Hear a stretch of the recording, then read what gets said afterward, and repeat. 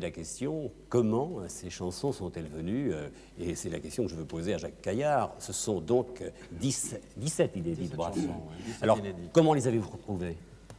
En fait, depuis plus d'un an, Georges et moi parlions de l'enregistrement de son nouveau disque. Et puis, sa santé ne lui permettant pas, on avait d'abord prévu d'enregistrer à son domicile à Paris. Ensuite, l'ayant revu à Montpellier quelques jours avant sa mort, je lui avais promis de lui envoyer un camion son chez le docteur Bousquet. Et puis, il est mort 4 jours après. Et en novembre, nous sommes retrouvés dans sa pièce de travail avec Pierre Antonian, Gibraltar, la famille, des techniciens aussi. On a écouté des bandes, on a retrouvé un cahier, le cahier que Georges avait toujours avec lui. Ce cahier que j'ai là devant moi est très émouvant parce qu'il y a l'écriture de Georges et puis il y a ses chansons, il travaillait là-dessus. Mais il y avait aussi sa petite valise. La petite valise que Pierre portait tout le temps. C'est Georges, ne quittez jamais Georges. Oh, il vous la prêtait de temps en temps, non? Non, je crois que Pierre avait un double. Il a porté lui-même et ne le quittait jamais.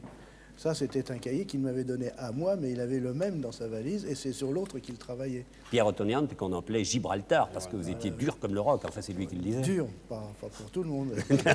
En tout cas, vous le protégiez bien. Hein. J'essayais de protéger, de lui réserver une certaine sérénité pour travailler. Alors, la question s'est posée, par qui faire interpréter ces chansons? Et j'imagine que la chose n'a pas été facile, Jacques Caillard. Alors d'abord, nous avons retrouvé des chansons, enfin, qui n'étaient pas...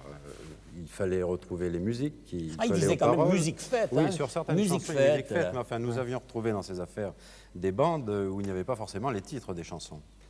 Il y a donc eu un travail de réalisé par Armand Couder et Jean Berthollat, et la conclusion a été de demander à Jean Berthollat de réaliser des maquettes, notre idée étant de faire enregistrer les chansons par d'autres artistes.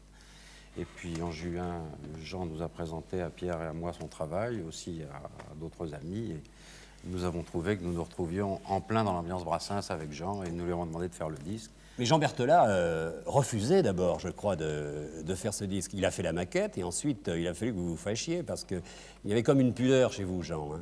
Qu'est-ce qui s'est passé là? Une pudeur, non.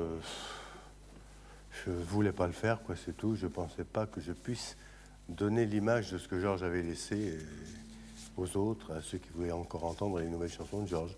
C'était mon opinion première. De toute manière, il faut tout de suite préciser que vous ne donnerez jamais de gala. On peut le préciser tout de suite. Une seule fois.